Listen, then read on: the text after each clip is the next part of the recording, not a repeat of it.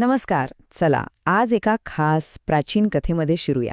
एक अशी गोष्ट जी निष्ठेबद्दल, मैत्रीबद्दल खूप काही सांगून जाते. एका खऱ्या मित्राची गोष्ट. बरं, सगळ्यात आधी एक साधासा प्रश्न. खरंच एखाद्या माणसाची ओळख त्याच्या नावाने होते का? म्हणजे नावावरून आपण एखाद्याला पारखू शकतो, की खरी पारख काहीतरी वेगळीच असते? तर या गोष्टीतला आपला मुख्य हिरो आहे कालकन्नी. हो, बरोबर ऐकलत. कालकन्नी म्हणजे शाप किंवा अपशकुनी. जरा विचार करा, असं नाव घेऊन वावरणं म्हणजे काय अवघड असेल, नाही का?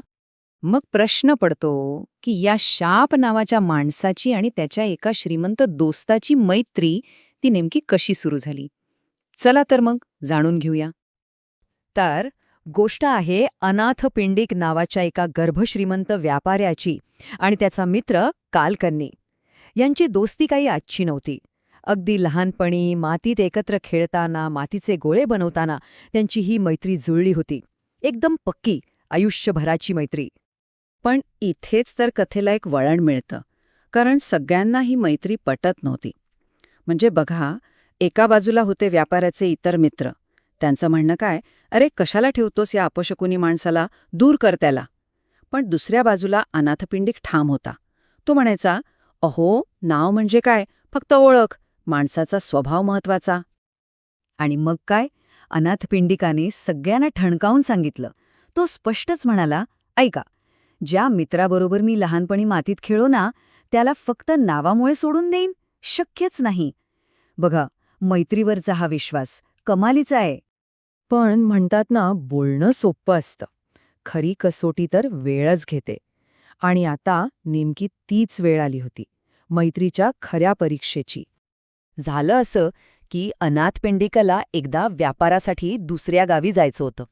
आता विचार करा, एवढी मोठी संपत्ती, घरदार कोणाच्या भरोश्यावर सोडून जाणार? अंदाज लावा. हो, अगदी बरोबर. त्याने सगळी जबाबदारी दिली कालकन्नीवर. याला म्हणतात खरा विश्वास. आणि जसं व्हायचं तेच झालं. व्यापारी गावात नाही, ही बातमी वाऱ्यासारखी पसरली आणि थेट पोहोचली चोरांच्या कानावर. मग काय, त्यांनी तर मस्तपैकी प्लॅनच बनवला की व्यापारी तर नाहीये, आपण रात्री जायचं, शस्त्र घेऊन घराला वेढा घालायचा आणि सगळं काही लुटायचा. पण चोर हुशार, तर कालकन्नी त्यांच्यापेक्षा सवाई हुशार होता. तो काही गाफील राहिला नाही. त्याला आधीच संशय आला होता की काहीतरी गडबड होणार. मग त्याने काय केलं, त्याने एक जबरदस्त आयडिया लढवली. घरातल्या सगळ्या नौकरा-चाकरांना उठवलं आणि सांगितलं, नुसता गोंधळ घाला. एकाला शंख वाजवायला सांगितला, दुसऱ्याला ढोल. जणू काही मोठा उत्सवच सुरू आहे. आता अचानक रात्रीच्या शांततेत हा शंख आणि ढोलाचा आवाज ऐकून चोर तर पार गडबडले. त्यांना वाटलं, अरेच्चा, मालक तर घरीच आहे. मग काय, त्यांची इतकी घाबरगुंडी उडाली की हातातली शस्त्र पण तिथेच टाकली आणि धूम ठोकली. सकाळ झाली आणि लोकांनी घराबाहेर पडलेली शस्त्र पाहिली. सगळ्यांच्या लक्षात आलं की काय घडलंय. मग तर काय, सगळीकडे कालकन्नीच्या हुशारीचं आणि त्याच्या निष्ठेचं कौतुक होऊ लागलं. लोक म्हणू लागले, बघा, त्या व्यापाऱ्याचं नशीब किती चांगलंय, त्याला असा मित्र मिळाला. पण ही गोष्ट इथेच संपत नाही. खरी गंमत तर पुढे आहे, कारण आता ही कथा एका अशा वळणावर पोहोचते जिथे वर्तमानाचे धागे थेट भूतकाळात जाऊन मिळतात. काही दिवसांनी व्यापारी परत आला. त्याला जेव्हा सगळा प्रकार कळला तेव्हा तर तो अवाक झाला.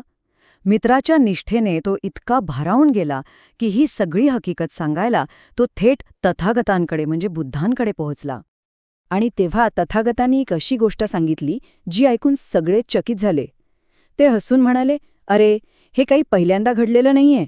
शाप नावाच्या मित्राने आपल्या दोस्ताची संपत्ती वाचवण्याची ही घटना पूर्वीच्या काळातही अगदी अशीच घडली होती.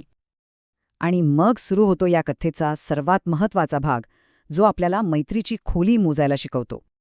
बघा, प्राचीन ग्रंथांमध्ये मैत्रीचे काही टप्पे सांगितले आहेत. पहिला टप्पा म्हणजे 7 पावलांचा मित्र. म्हणजे जो तुमच्याबरोबर फक्त 7 पावलं जरी चालला तरी त्यानं मैत्रीची सुरुवात केली असं मानलं जातं. त्या पुढचा टप्पा, त्याला म्हणतात खरा सोबती. म्हणजे जर कोणी 12 पावलं सोबत चाललं तर ते नातं आणखी घट्ट होतं, ती मैत्री अधिक पक्की होते. आणि याही पुढे समजा एखादा मित्र 15 दिवस किंवा महिनाभर तुमच्याशी एकनिष्ठ राहिला तर तो जवळजवळ तुमच्या कुटुंबाचा भागच बनतो. त्याला नातेवाईक किंवा आपला माणूस म्हणतोय. आणि मग येतं मैत्रीचं सर्वोच्च शिखर. त्याला म्हणतात दुसरा आत्मा. म्हणजे जेव्हा मैत्री इतकी जुनी आणि घट्ट होते की तो मित्र जणू काही तुमच्या अस्तित्वाचाच एक हिस्सा बनतो, तुमच्या स्वतःच्या आत्म्यासारखा. चला तर मग आता या कथेचा शेवट पाहूया. पाहूया की हा भूतकाळ आणि वर्तमान काळ एकमेकांशी नेमका कसा जोडला गेला आहे. तेव्हा तथागतांनी उलगडा केला की त्या जुन्या कथेतला जो शाप नावाचा मित्र होता ते दुसरे तिसरे कोणी नसून आनंद होते. आणि तो व्यापारी, तो होता स्वतः बोधिसत्व. आणि हो, ही कथा सांगणारे म्हणजे स्वतः बुद्ध. जणू काही तीच पात्र पुन्हा एकदा नव्या रूपात नव्या काळात भेटली होती. तर या सगळ्या गोष्टीतून एकच सार निघतं की माणसाचं नाव काहीही असो, खरी ओळख तर त्याच्या आत असलेला चांगुलपणानेच होते, नाही का? आणि मग शेवटी एक प्रश्न उरतोच की आपण आपल्या मित्राची खरी किंमत कशी ठरवायची? त्याच्या नावाने, लोक काय म्हणतात त्याने, की त्याच्या संकटकाळातल्या साथीने आणि निष्ठेने? विचार करण्यासारखा प्रश्न आहे, नाही का?